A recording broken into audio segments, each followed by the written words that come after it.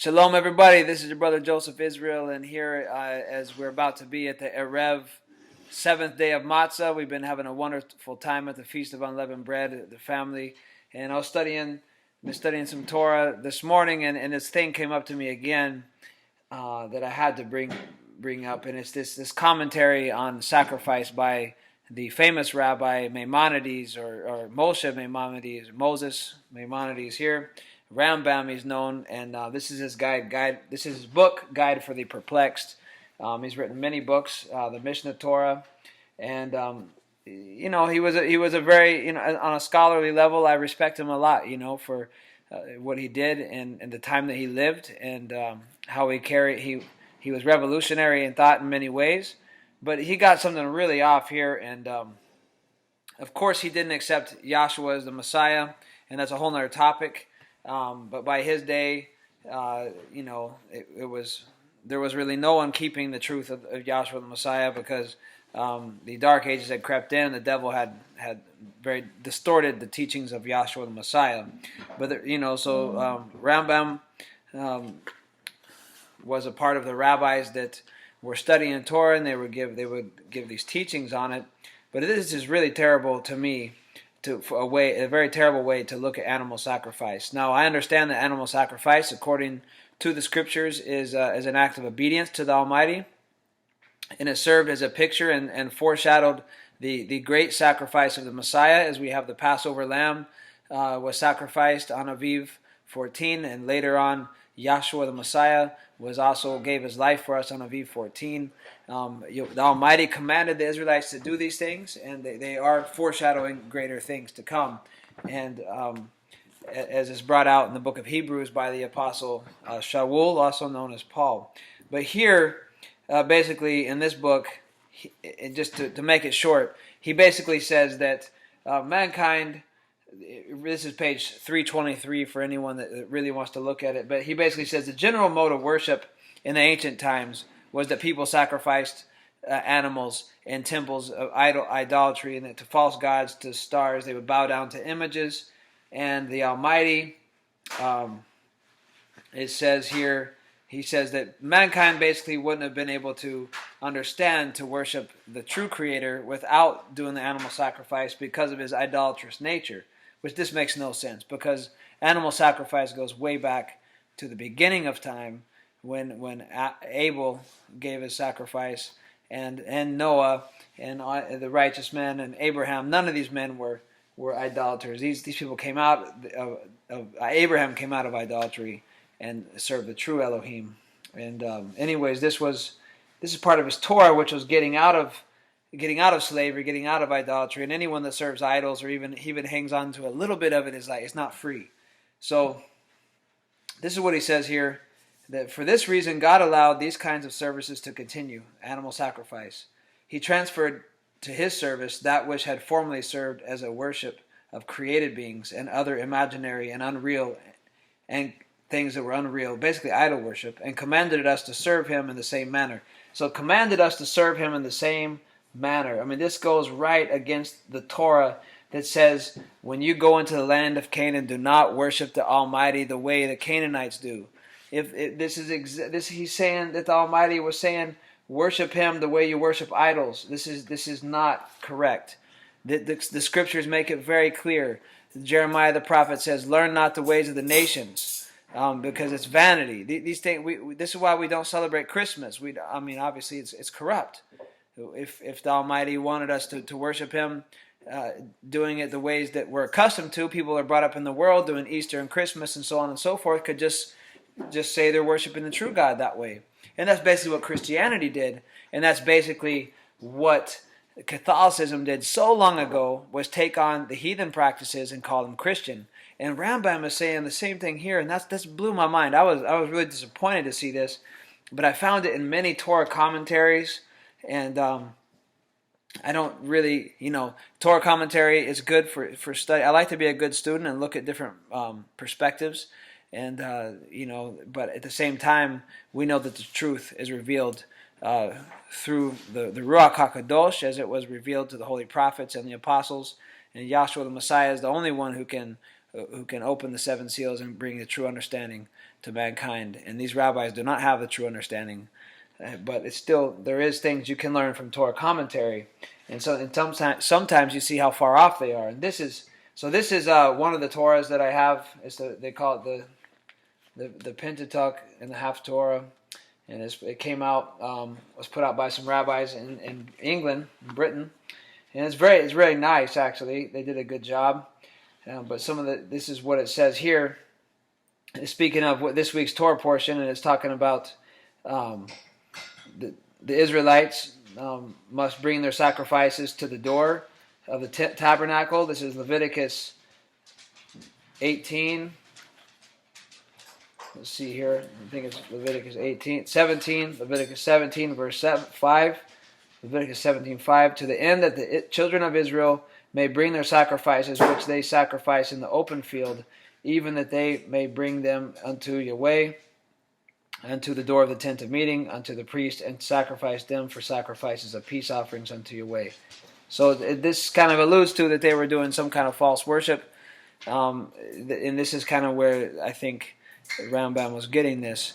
And then it goes on, and the priest shall dash the blood against the altar of Yahweh at the door of the tent of meeting, and make the fat smoke for a sweet savor unto Yahweh.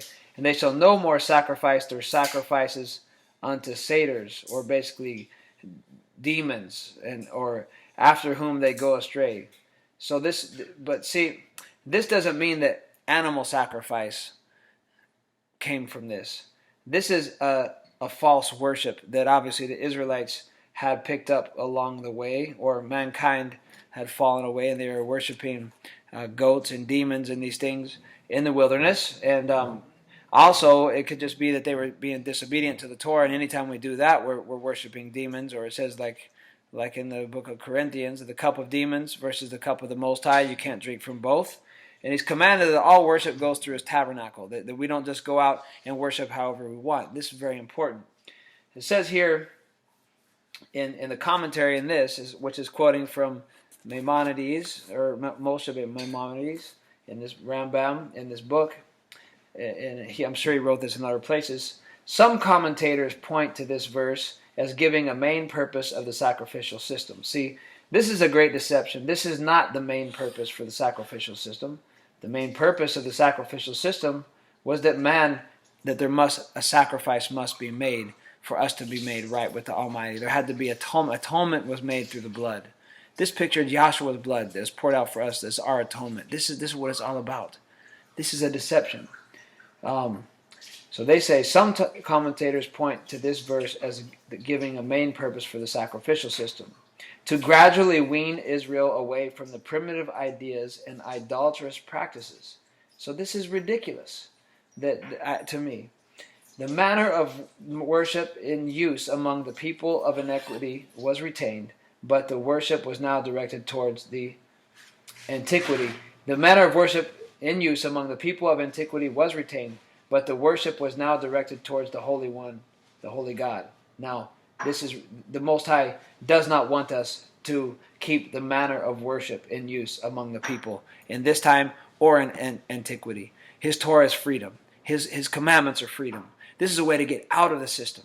He's not telling us to go to keep our pagan practices and serve him. This is why we don't get involved again with the heathen practices today that they call Christian, like Christmas, which is a solstice Saturnalia worship, and Easter, which is an Ishtar goddess worship, has nothing to do with the sun. The resurrection of Yahshua, which took place on the first fruits during the Feast of Matzah after the Passover. These things are tied into the Torah. They're completely separate from the heathen worship. I can't believe that this is actually taught. So my Jewish brothers and sisters that are involved in Judaism, if you watch this video, please take this to heart. There's a lot more deeper understanding to the sacrificial system, and it is about the liberation of mankind from sin, and it is about that someone would have to die for mankind to be made right. And it says, Yahweh so loved the world that he gave his only begotten Son, and whoever should believe in him should not perish. That Yahshua came to redeem mankind, and the animal sacrifice in the book of Hebrews is brought out. Let's see here. The book of Hebrews, there's many scriptures, but Hebrews chapter 10 says, "For the Torah has a shadow of good things to come, and not the very image of the things. It can never, with those sacrifices which they offered year by year, continually make the comers thereunto perfect. For then would they not have ceased to be offered, because the worshippers once purged would have no more conscience of sins. But in those sacrifices there is remembrance again made of sin every year. For it is not possible that the blood of bulls and goats should take away sins." Okay, so the greater sacrifice had to come. But these sacrifices were smaller sacrifices, pointing us to the great sacrifice that was to come, Yahshua the Messiah. And this is, there's so much in this, and it's such a beautiful thing. And we are commanded in the Torah to not worship Yahweh the way the nations do, and so this actually is contrary to what the rabbi is teaching here. It says, again, quoting Maimonides, "By this divine plan, idolatry was eradicated, and the vital principle of our faith, the existence of the unity of God, was firmly established without confusing the minds of the people by the abolition of the sacrificial worship to which they were accustomed to." Maimonides. This is not true. This is not correct. And this is very similar to what the idea that the Catholic Church, that the popes, that Constantine and the church bishops decided to do with what we know as modern day Christianity, which is an abomination, which is a false religion, which is part of the beast, the devil's system. We have here a quote from a Catholic bishop. He says, "The Pope of Rome substituted forms of paganism for the simplicity of true Christianity. Quote, such things are, says Cardinal Newman, the very instruments and appendages of demon worship, but sanctified by the adoption into the church." Okay, so we see here Christmas, Trinity, Easter, all these things are pagan demon worship. And Maimonides apparently is saying the animal sacrifice is pagan demon worship. But we see here that they are picturing a greater thing to come. They are telling us about the Messiah, the great sacrifice. The blood of the Lamb was spread over the household, over the doorpost of the house, and it saved the Israelites. We know these things are true.